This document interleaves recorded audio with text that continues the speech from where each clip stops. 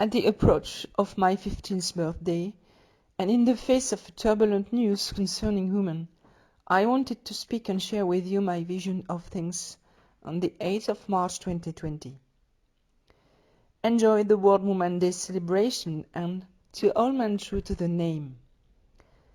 This message is only mine, and I can already hear the anger of the people I am disturbing from here. To these, I ask you to reflect on this. Kindness allows for difference without there being a single truth. Me Too, Balance ton port, and so on, fill the wave in various events in the name of women's rights. I agree that we must consider women as full human beings throughout the world.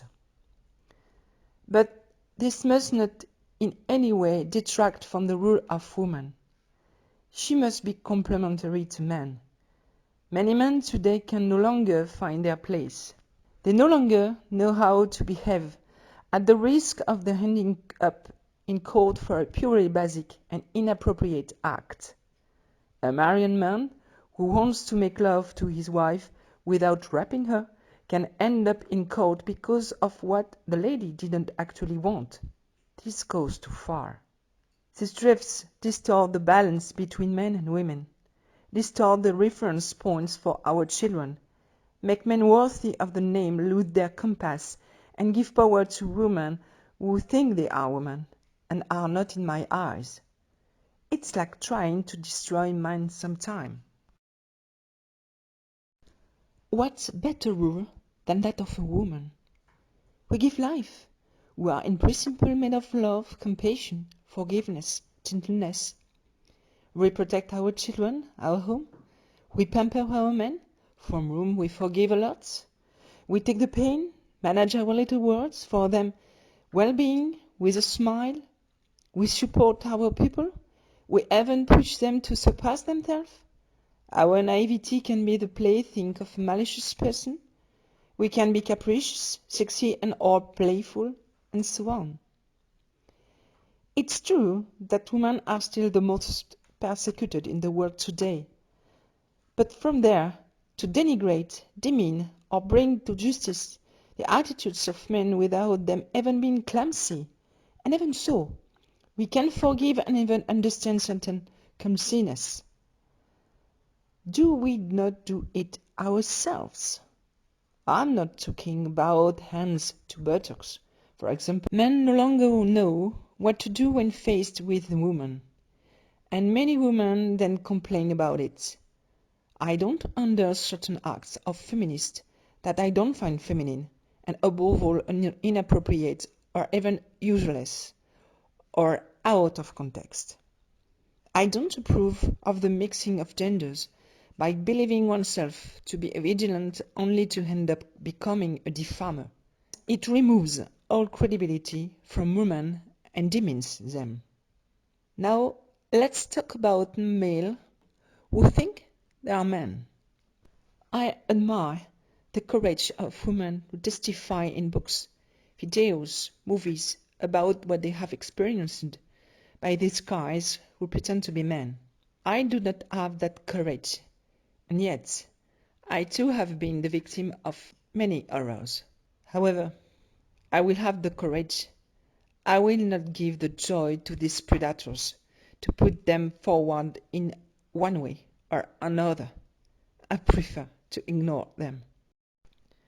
I can only talk about contracts not obtained because I refused to have sex, about texting erect sex pictures of people I met in suits and ties in a purely professional context, refusals of missions, conferences and press articles to the launch of my book because of what people want to judge of me as a woman or of my work that disturbs.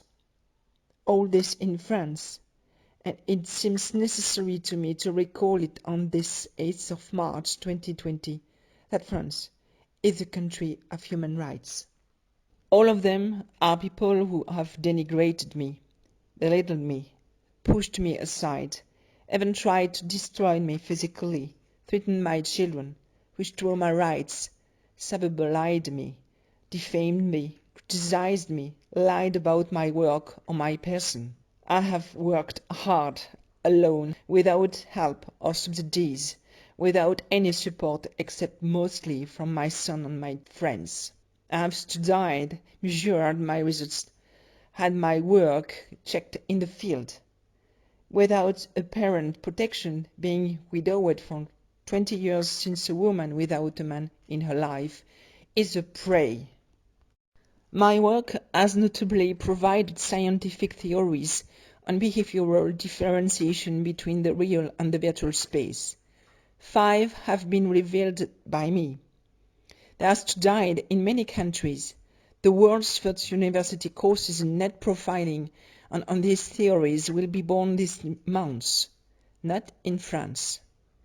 I have published since November 2017 more than 16 scientific publications. Some of them are in the process of being published, 9 for the first year. In the USA, I am solicited to make scientific conferences all over the world, which I can't afford to pay for everything, in neuroscience, behavioral and forensic, sometimes with honors, never by French people. I am a member of the editorial board of a renewed scientific journal in neuroscience and psychology in the USA. I represent my country around the world with pride. My country, on the other hand, doesn't seem proud of me.